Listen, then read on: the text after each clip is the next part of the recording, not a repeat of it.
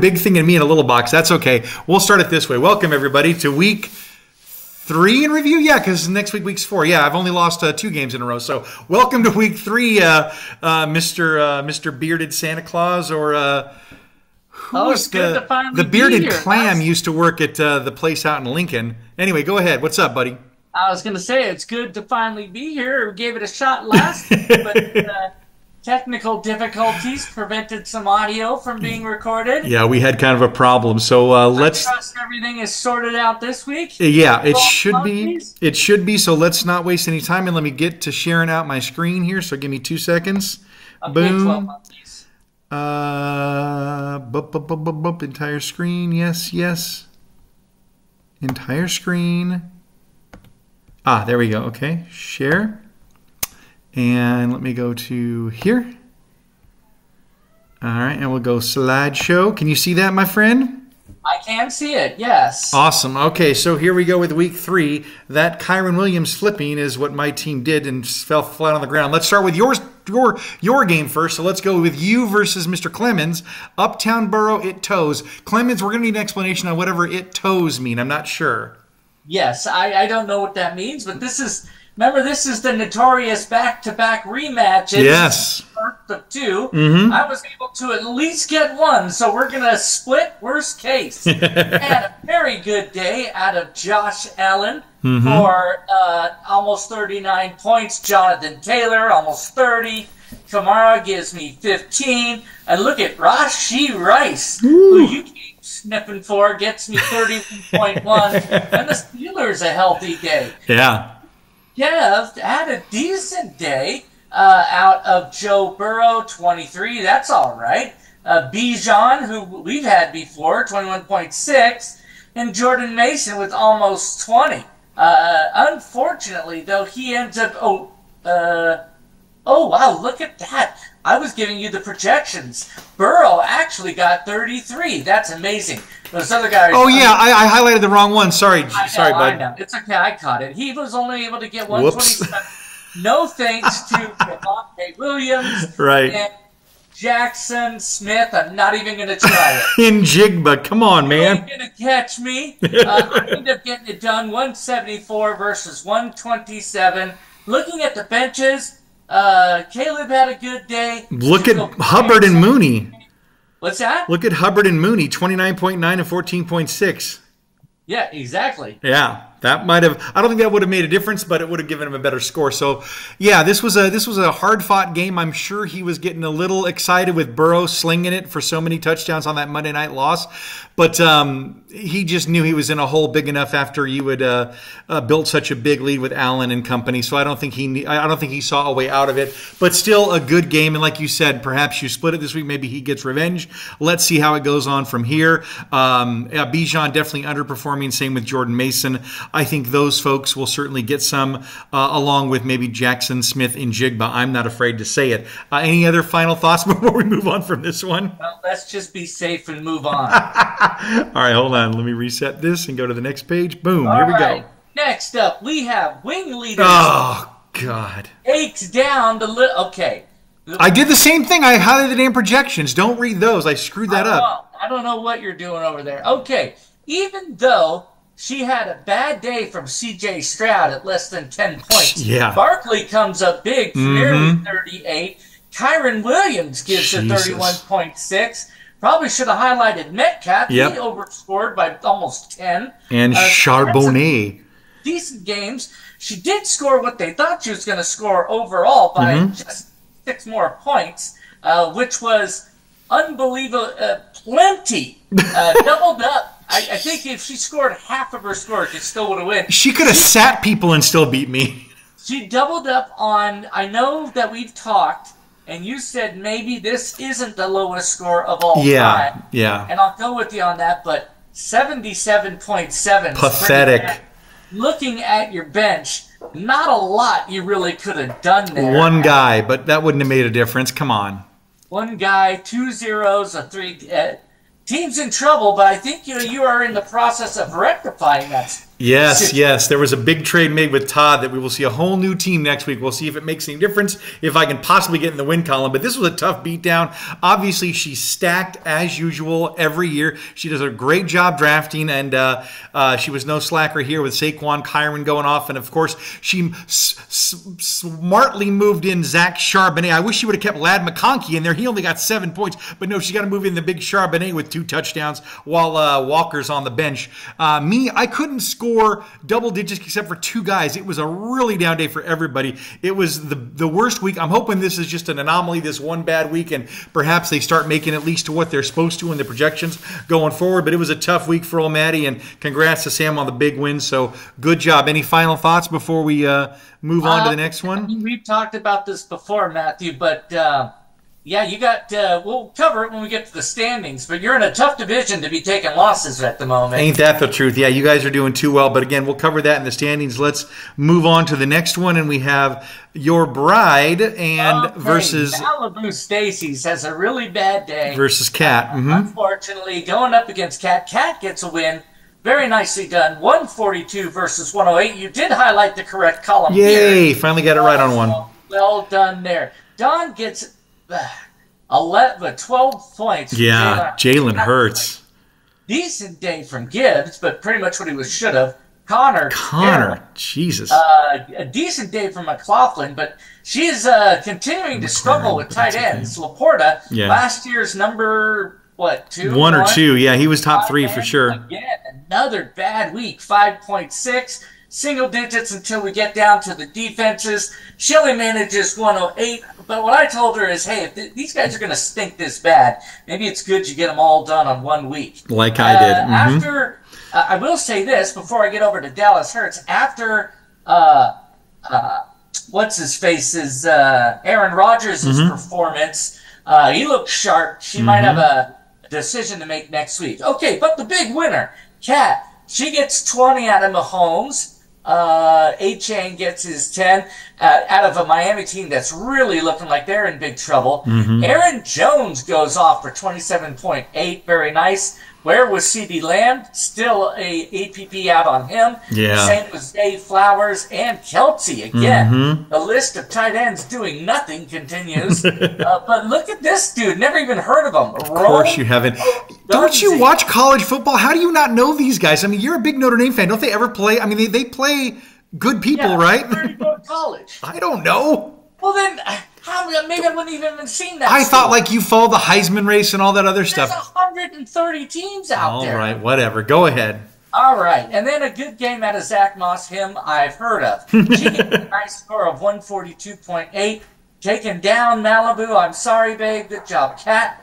Looking at the benches, not a ton with the exception of Aaron Rodgers, and like I said... And Conklin, he outscored Laporta. Yeah, Laporta unfortunately went down in that game, and then he came back, but then was out again, so she'll have to monitor that. I'm sure she is. I'm sure he's questionable or possibly out this weekend. So it may be a blessing if Conklin continues on those numbers. If Rodgers keeps looking for him, maybe that'll help. Yeah, the Jalen thing, hard to know because, I mean... Saquon saved that game for the Eagles. They were really struggling for points. Everybody thought it'd be a shootout because it was New Orleans and Philly who were scoring at will against other teams. Yeah. Then they meet each other, and it was just such a slow game. So I'm sure that's not going to be a trend, I don't think. And then, just a bad day from Connor. I expect her to bounce back with him. And great day for Kat. What can you say? Again, she's another one that drafts great and puts together a good team. And in spite of a few duds on her bench like CD, she still manages to get the win over Dawn. That was a tough one. So. Right. Yep, let's move on to the next one. This would be Uncle Todd versus Greg. I keep forgetting who a court was. Greggy Weggy, so go. Yep, Uncle Todd. Let's take a look. The overall score, Greg comes out the big winner here, 146.5 versus 128.5. Let's look at Todd's team. Oh, Derrick Henry goes off first. Derek Carr, boy. Talk about two different weeks. He only gets 9 points this time around. That high-powered offense wasn't there this past week. Although Derrick Henry helping things out, giving him 32.5. DeAndre Smith was apparently hanging out with CeeDee Lamb all weekend. Not sure where he was. Justin Jefferson has a decent Justin Jefferson day at 20. Same with Olave. a guy that you are very fond of. Yep. Not much else until you get to the Seahawks, who give him 20. But check out his bench. Look at the Lord bench. Almighty.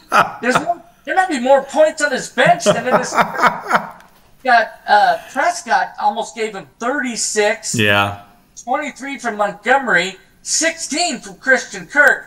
And then Quentin 12 from Quentin Johnson, yeah. Look at all of that. That's amazing. Okay, but it was not enough. 128 points did not do it. Greg had a really nice day from Sam Darnold, 31.24. And if I'm looking at where's Justin Jefferson? Yeah, okay, so there's the connection. At least one there, probably. Not a lot from Dobbins or Cam Akers. His running backs need help. But you got to love the Sun God. Again, coming through with 20.5. And then we'll skip the rest until we get to the Packers. Yeah, big one. 30 points. I'll take that. Nothing much on his bench, really. Trey McBride did not do good. That's only 5.5. But tight ends this year. Yeah, I'll jump in and give a little more context to some of those down numbers on Greg's one. So Dobbins faced the Steelers, who were doing pretty good on defense, and so they really held him down for that day and kept him under the double-digit points there. And as for Trey McBride, he got injured in that game, so I'm guessing that's why he has the depressed score, and he's questionable for this. I think it was a concussion. It was a really hard hit where he put his head down. I don't know why he did that, but smashed into the other guy, and both of them kind of went down. It was a bad hit. So hopefully he's okay for this week, or at least maybe the next week going forward.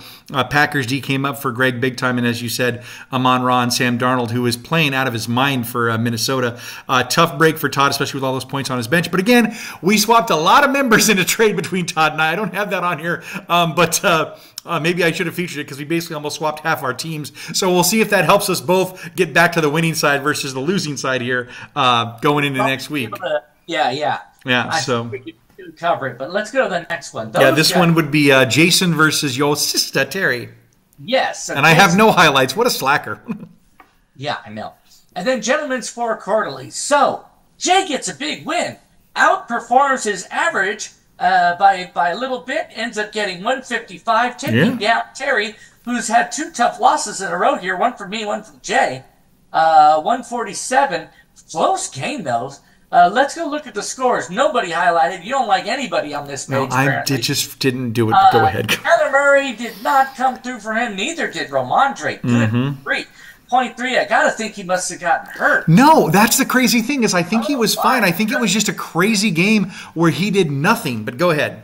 All right, so I'll go to what everybody wants to talk about. Look at Juwan Jennings. Yes. 48.5. Insane. 4 touchdowns? Yeah.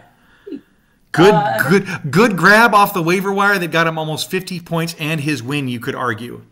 Unbelievable. Yeah, of course. Without that, forget it. Because she ended up getting nearly 32 from Brock Purdy, which I knew he would have a good week. I mentioned that last week. I think throwing to Juwan Jennings a lot, yes. A lot out of her running backs. Drake London had a decent day, and then a huge day. How do you not highlight 48.5? Again, I just didn't highlight anything. I should have highlighted it. Continue on. Deontay Johnson, though, wow, more than double. Welcome back, Deontay. 2.5 times what he was supposed to get. 28.2. That let her get a really decent score of 147, but Jay squeaked it out. Looking at their benches, Jaden Daniels at QB, kind of hard to put him in. Yeah, he hadn't played as good as that. 32. Yeah, it's really hard to put him in over Murray, but really nice day there. On her side, really nothing on the bench. No. Kirk Cousins, she ain't going to put in instead of Brock Purdy. That was the right call. Well, and look at Terry. Look at what she's down. A.J. Brown, Kenneth Walker, and George Kittle, all starting studs on her bench and out this week. So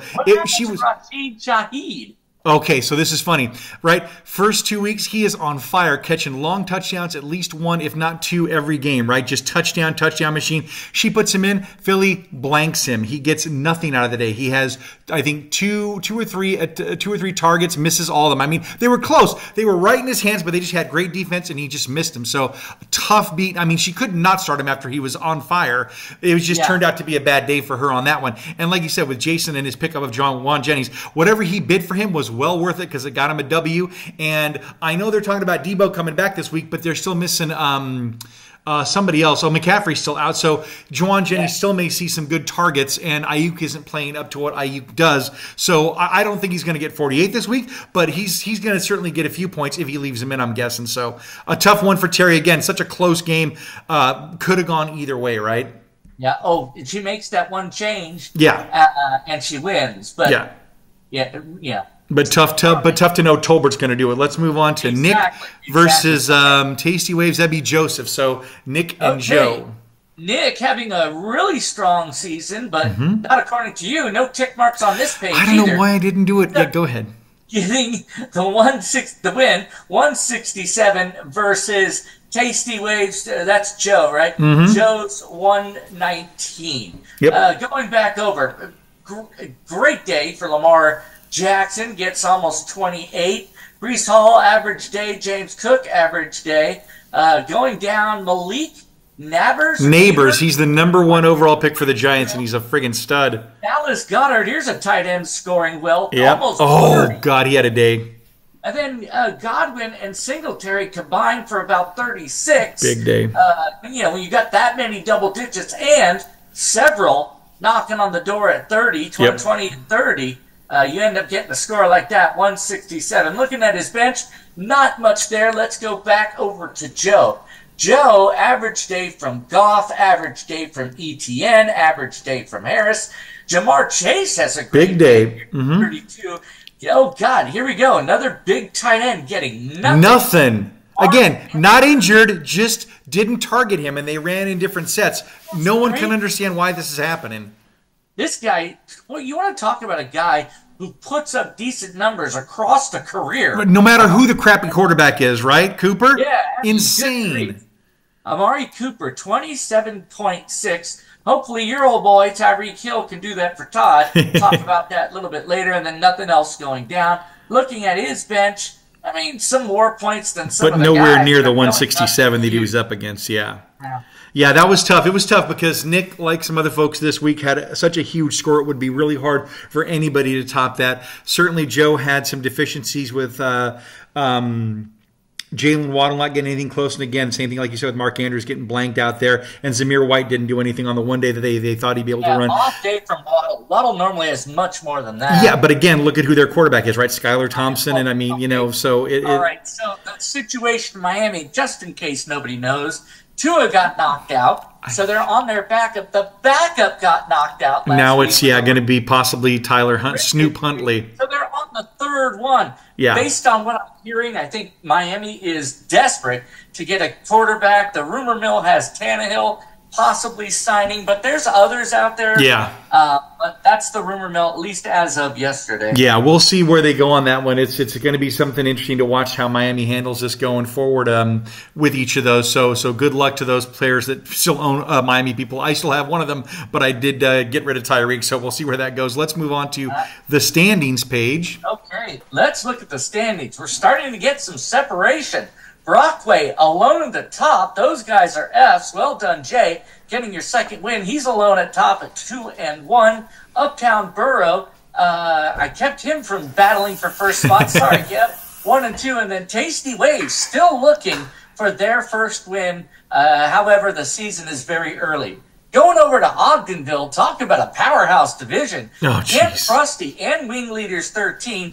Both tied for first place with undefeated seasons. Insane. Bringing up the rear, his truly on the other side of the West Coast from me, Little Prick coming in with 1-2. Hopefully he can turn things around going into week 4. To North Haverbrook, Nick's Picks alone at top, the third and last undefeated team. He's 3-0. A court or so low, alone at second at 2-1. And the poor gentleman for Corgally, sorry, Pierre, I thought it was 2.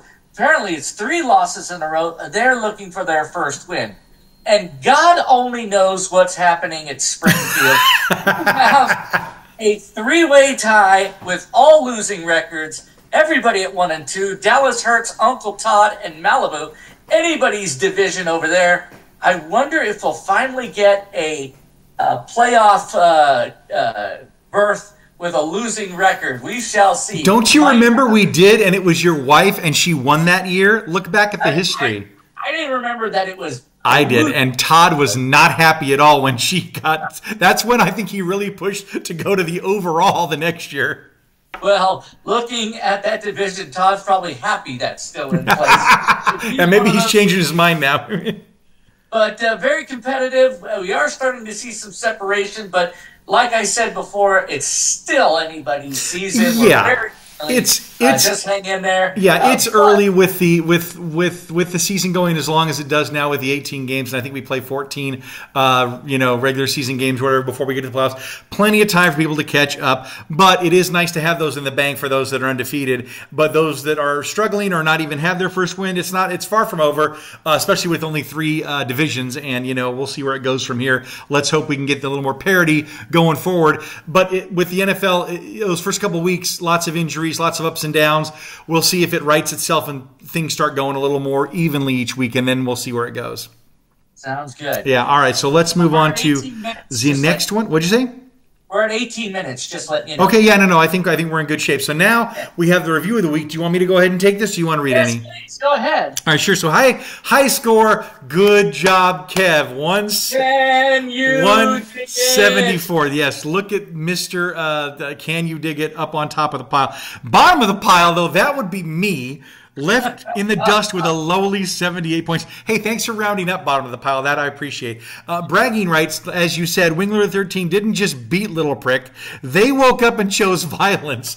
Their match up was the biggest win of the season so far with a 78-point difference, almost 79. One thing I'd like to add to that. Please. I believe this is the first time where 2 weeks in a row your team had the biggest beat down and were called out on this slide. Must you point that out? Because I was hoping I would just slide past that and not even get noticed. But thank you for highlighting my ineptness.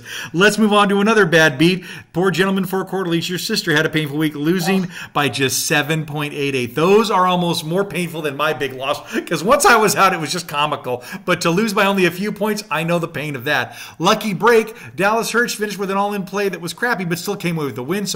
So congrats on that one, Kat. Not so lucky, gentleman, for Quarterly. Again, would have beat a lot of teams, but still ended up taking the loss against who she played. Sharpshooter, as we said last week. This week it's Nick's picks, led with a 97.1 accuracy score. So good job, Nick. And then waiver wire gem, quarter. So they scooped up the Green Bay Packers from the waiver wire, who helped them secure that all-important win. What about that other guy? I was going to say, I don't know why they didn't put Juwan Jennings in there, but for whatever reason, that algorithm chose. 2 weeks ago? What's that? Did he pick him up 2 weeks ago, maybe? The Green Bay Packers? No, he must have picked him up this week. No. The Juwan. Did he get him last week? I think he got him last week. I'm not 100%. I'd have to look back, but whenever he got him, it was the right pickup, obviously. Okay. Yeah. Maybe that's why. Yeah, maybe he got him 2 weeks ago. Otherwise, it probably would have been that. So we'd have to look back at that. I'm sure someone will correct us once they see the video. But good job, everybody, on that one. Moving on to the next one. We have our pickups. Pretty slow day. Most Wednesdays are kind of crazy, but maybe not a lot of people were flashing over the weekend that weren't already scooped up. Yep, got you. Yeah, thanks. Let's just rub that in. So first of all, I was only $3 away from Kevin, and he gets Cole Kmet. Damn it, nice job. You cheap A. Every single one of your things besides Cole Kmet, a bunch of $0 bids, you lost with like $2. I only have like 70-something bucks left for the rest of the year. I'm not spending them on a damn defense. I'll get whoever I can get. What have you been spending it on? Well, okay, let's not rehash the past where I might have overspent on people. I got Braylon Allen for like 41 bucks and nobody bid on him. Last year, after week 4, he had 0. Well, yeah, but that was Kyron Williams. That's a whole different story. Thank God we went away from that one. But this one, again, good job for Jason getting the Texans and for Sam getting the Titans.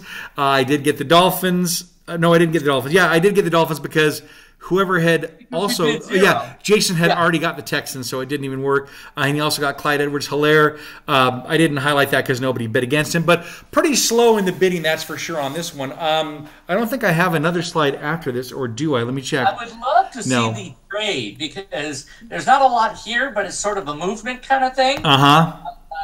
Yeah, it'd be very interesting to see the trade. Looks like you're trying to pull it up. So. Yeah, sure. I'll pull up the trade. Yeah, no, we can go to the trade. Sure. I'll fill in for you. Yeah, so, you go ahead and pad while I'm looking this up. Yeah, so I'm very proud of Matthew. We can no longer say that he does not trade. How dare He you. had a blockbuster trade this week, which we'll pull up here shortly. But he was in an interesting situation. Even though he's 1-2, which many people are, he's in a division where he's 2 games out of second place. So it may as well be 3 out of the top. Time to do something. Time to hit the panic button. Matt, I think you made a good move. Why don't you walk us through your big trade here? Sure. So the trade started off with me offering Todd just a couple, like 3 people for 3 people. He didn't like that. When he came back and went like 5 or 6 people for 5 or 6 people, it was crazy. And I thought that was too much. There were some on there that I wasn't happy with. So I let it brew for a couple days and then finally said, you know what, let me try one more. And I went back with just this straight up 4 for 4. And before I could even see what was happening, he had already accepted it. I was like, holy cow, all right, cool, right on, I'm happy. So I dealt out Tyreek Hill, my #1 overall pick, Josh Jacobs, boy, I hate seeing him go, I liked him a lot, Jerome Ford, and Kyle Pitts. Death to you, Kyle Pitts. I will never draft anybody like a tight end like you again. I got, in return, Chris Olave, David Montgomery, Derrick Henry, shored up my running back problem, got a decent, a good wide receiver, and then also grabbed Jameson Williams, too, who's another receiver that can hopefully bolster and just give me a little more steady Eddie performance versus my spiky weeks of up and down because my 2 down weeks cost me 2 games. So that was the big transaction for this week. That was pretty exciting. So basically, to me, what this trade comes down to is you got a couple of guys who are coming off of really strong games, Olave and Henry, and it cost you Tyreek Hill and some replacements for him for some of his starting spots. So wishing you both luck. I think it was a good trade for everybody. Obviously, Todd's hoping that Tyreek Hill comes back to form and he continues to get production out of Jacobs and I think he will. I really think Tyreek Hill, regardless of who's there, is going to be a top 10 or 15 guy either way. Yeah, it was hard for me to let him go. I mean, I think I had to simply because the name alone would be able to help move the trade.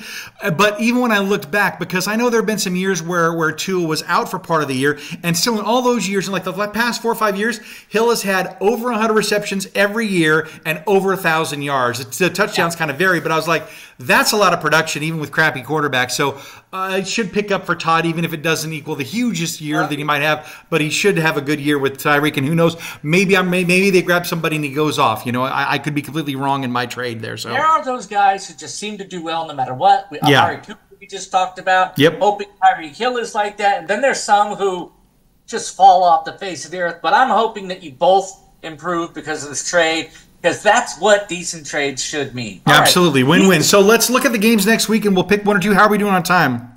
We're doing great. We got 11 minutes left. So for those of us still watching, we ran a little bit long last week, and we tried to think of ways to shorten it up. So instead of covering the upcoming games and reviewing player by player, we're just looking at the matchups and the key people in these lineups.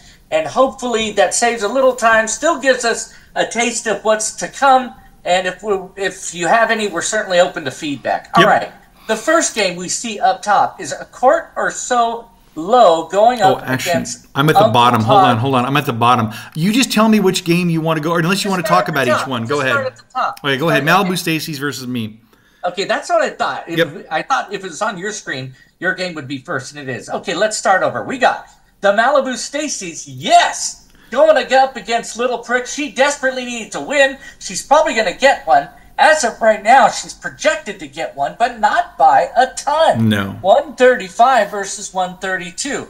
She's got Jalen Hurts, Aaron Rodgers, and Connor. Unfortunately, she's only going to be able to start one of those, just like you below. So who does she pick? Does she pick Hurts or does she pick Rodgers? That's a question.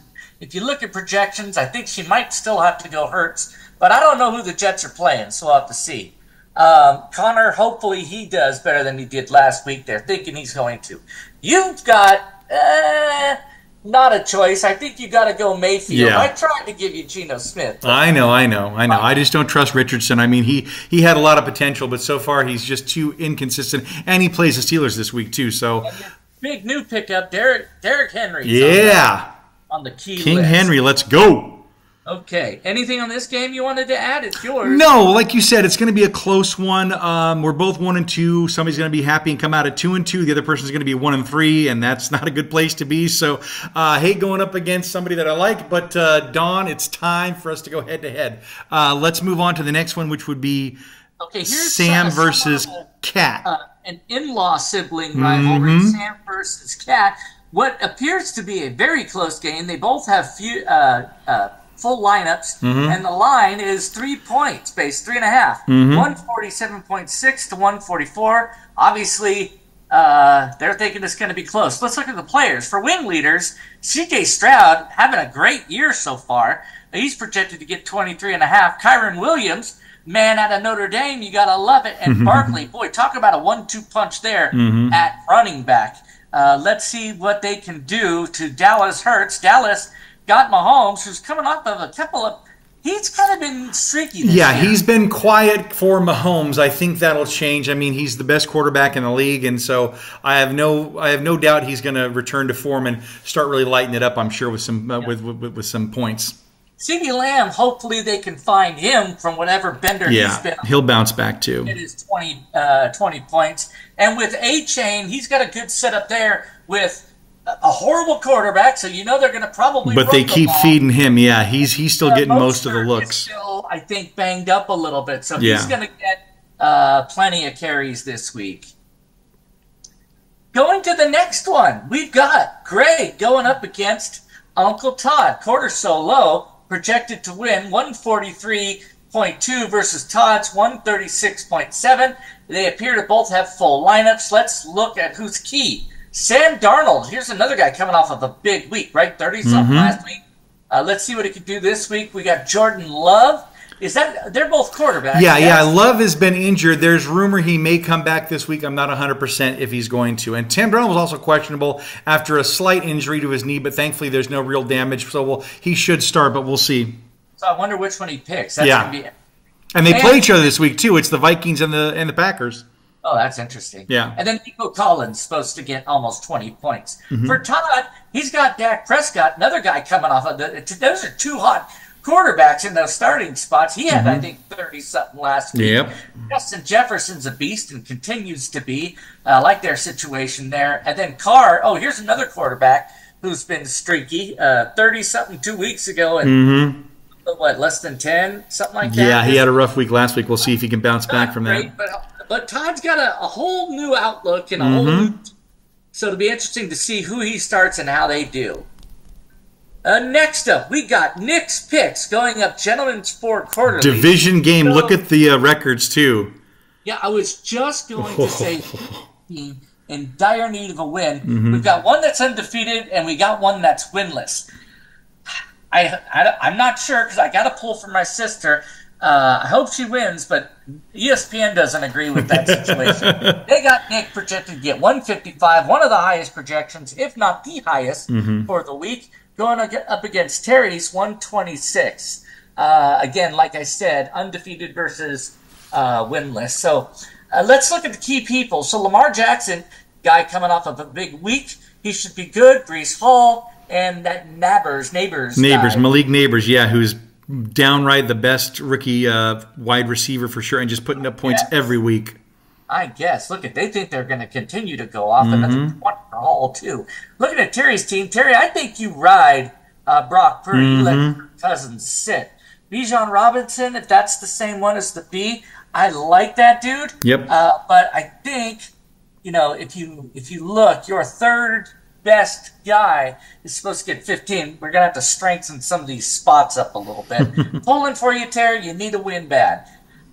Jason, coming off of a big win and keeping him in, I think, tops from his division. He's at 2-1, going against another winless team, being Tasty Waves. Yep. This is a bit of a grudge match here, Jay versus Joe. F.U. Joe will probably be screamed a few times on Sunday. They actually think Jason's going to take Joe down to the tune of 143.3 to 126.7.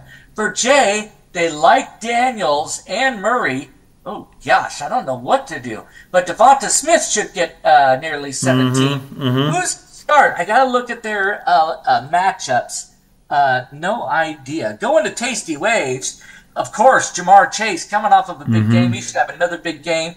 They like Herbert. I guess Herbert's been okay. Yeah, but Herbert played poorly against Pittsburgh and went out, and they had a backup. I don't even know he's going to play this week. That's going to be a big question mark for Joseph. So I've got him projected, at least right now, to 18. And then ETN, here's another, again, same situation as Terry's third guy, only scoring 15.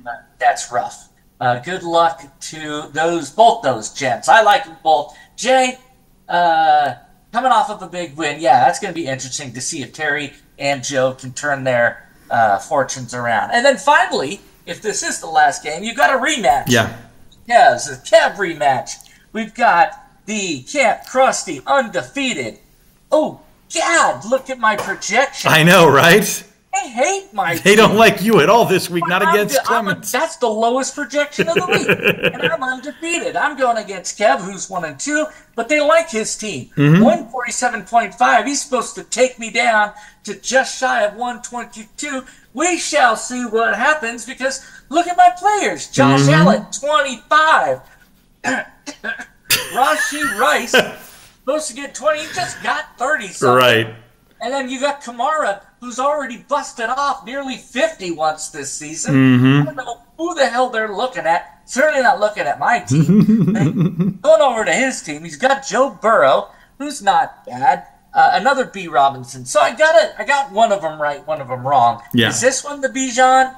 Probably. Yes, this is Bijan. Yeah, the Brian Robinson was the guy we had from Washington last year that was shot in the leg twice. Oh, that is the guy we had. Okay, I called him Bijan. Yes. Okay, yeah. And then This we've is got Bijan. Mason. What's Mason's first name? Jordan Mason. Yeah, he's a stud. Mason. He's the backup for CMC, and he's been playing pretty damn well every week. Yeah, that's why he's not at the tip of my tongue. Yep. They think I'm going to get beat. I can't disagree with them more. Maybe you agree with it. I do not know. No, I think maybe you've been overachieving with some years, but you've had some huge scores. Look at Kamara that one week. What did he put up, like 40-something points? It was insane. Almost 50, yeah. Thank you. So, again, maybe you've been overachieving, and they're trying to pull the average of saying, hey, he's not going to get that, especially after last week, that even though he scored okay, it wasn't the 48 points that he would normally have. But it's, like you said, any given Sunday, Josh Allen has been playing out of his mind. I don't know if he is, but he's got to be the top 1 or 2 quarterbacks in fantasy points for sure. He's number 1. Yeah, he's been awesome for you, and it shows that even without Diggs and Gabe Davis, he's doing quite well by himself for points wise every week. So this should be another fun week. Let's see if those teams that are that haven't had a win can finally get one.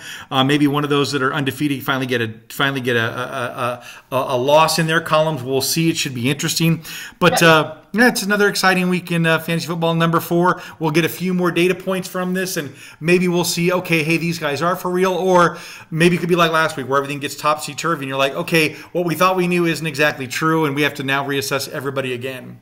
Yeah, it's going to be interesting. We got about 1 minute 30 left. Just a reminder for everybody, if you use this video as an internal trigger to check your lineup, really take it to heart because there's a game tonight.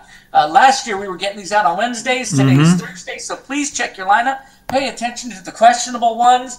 And there's still time to get players off the waiver wire. If you're in big trouble with your lineup going into this weekend, there is still time, so check it out. It's a thin waiver wire, you're right, but you're right. There is still some value out there if people plug holes. And don't forget, I believe it's week 5 starts the bye weeks, so make sure you're checking your bye weeks because you're going to have some holes in your roster that you have to fill, so don't get caught unaware and be like, oh, shoot, my guy doesn't play, so what am I going to do? But I'm sure everybody will be looking at that one, so good luck to everybody with their lineups.